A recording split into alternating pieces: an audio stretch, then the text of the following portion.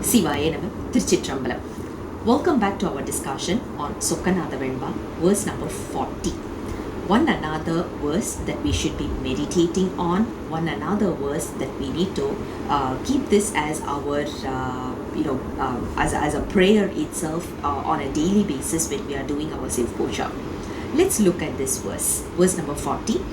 Ekkaalam Meikkey இறையிடுதல் இற்றிடுமோ எக்காலம் இக்கரணம் இற்றிடுமோ எக்காலம் பேசா அனுபூதி பிறந்திடுமோ என் உளத்தில் ஆசானே சொக்கநாதா. If you look at it, the first verse talks about we are continuously eating something, grinding something, we are always munching something, or we are drinking something or the other happens that we are just feeding ourselves, right? That is exactly what we are talking about in this particular verse also, especially the first line. It says, when am I going to stop this eating and feeding my body? When you say eating, early in the morning when we wake up, we need a cup of coffee. After that, we need food, breakfast.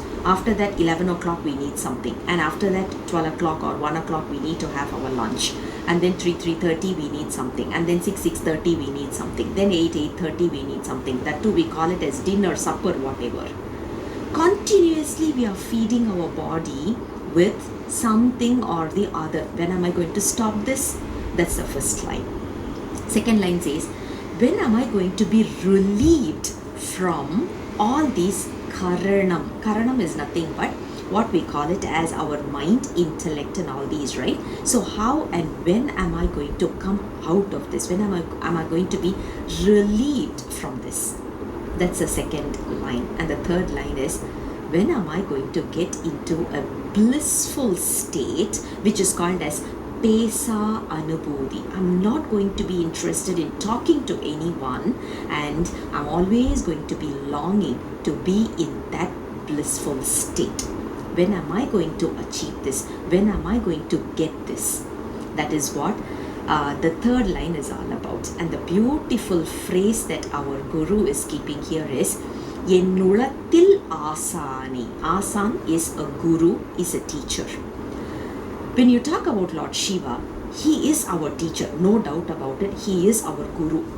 But the problem is, he is sitting within us and he talks in a language we don't understand. That's the biggest problem. When someone is standing in front of us and when they are trying to speak itself, we are getting into so many trouble because of lack of communication, miscommunication, misinterpretation, whatever it is. Imagine someone sitting within us and trying to talk.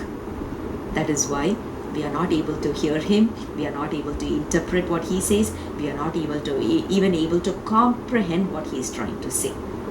The problem is with us, not with him. Now, when Lord Shiva within us is trying to guide us and bring us into the light, what happens is we will get into the blissful state.